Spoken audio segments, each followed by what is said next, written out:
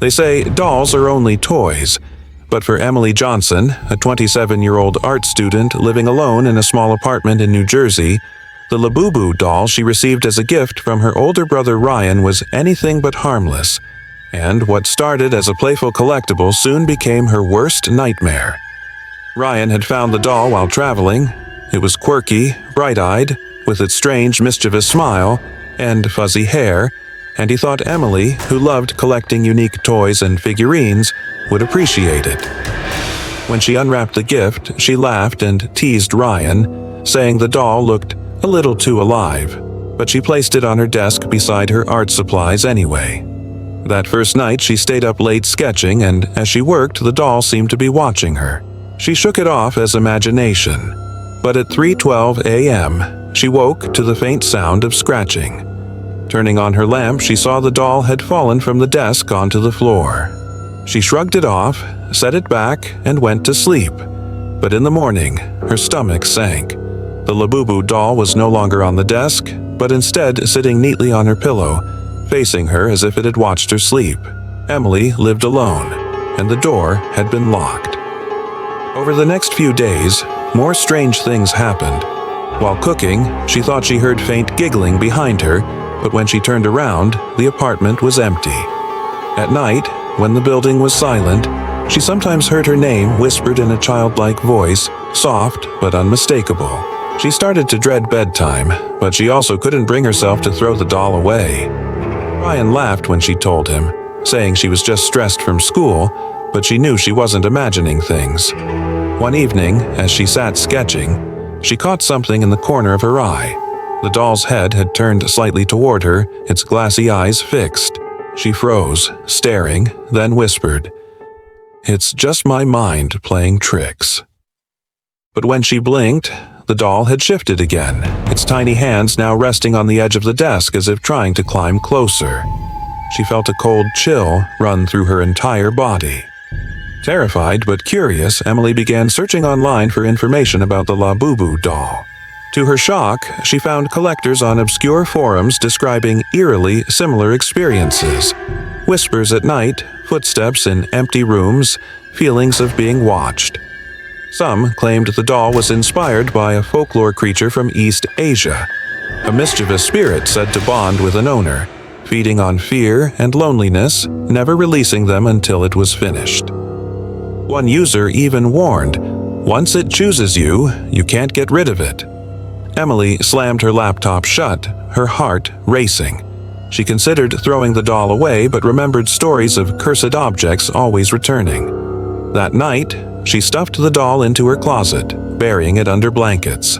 She barely slept, staring at the door, but at exactly 3 a.m. The scratching returned, louder, like claws against wood. The closet door creaked slowly open. With shaking hands, Emily grabbed her phone flashlight, shining it toward the closet. The blankets shifted. Then the Labubu doll crawled out, dragging itself across the floor with jerky movements. Its smile stretched wider than before. Its glassy eyes reflected the light, almost glowing. Emily screamed and bolted for the door, but it slammed shut on its own, the knob refusing to turn. She was trapped. The doll giggled, but the sound didn't come from its stitched mouth. It filled the entire room, high-pitched and childlike. Emily grabbed her desk lamp and smashed it against the doll. It fell, motionless for a second, but then slowly stood back up, tilting its head at her. In a voice that chilled her blood, she heard it whisper, "Emily, play with me."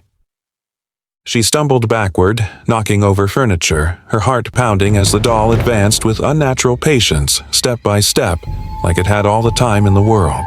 Shadows in the room seemed to stretch longer, darker, and the air turned icy cold. Emily screamed again, praying someone would hear, but the walls swallowed her cries. The doll's giggles grew louder, overlapping like many children laughing at once. Emily swung the broken lamp again, smashing the bulb, sparks flying, but the doll remained unharmed, its smile frozen. She could feel her strength fading, like the doll was draining her fear, feeding on it, becoming stronger with every second. The next morning, Ryan came by after Emily didn't answer calls. He knocked, then used his spare key. The apartment was a wreck. Furniture overturned, lamps shattered, papers scattered everywhere. But Emily was gone. No signs of struggle, no blood, just gone.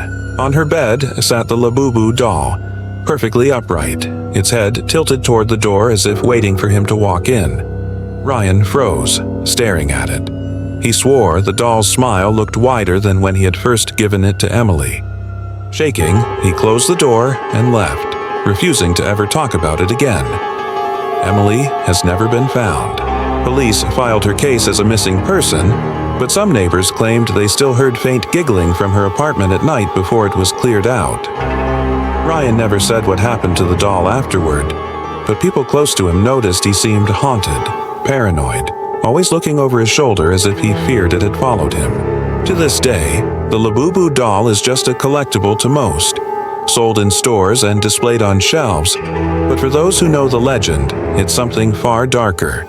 They say toys can't hurt you, that dolls are just cloth and stuffing, but if you ever come across a Labubu doll, ask yourself why it's smiling.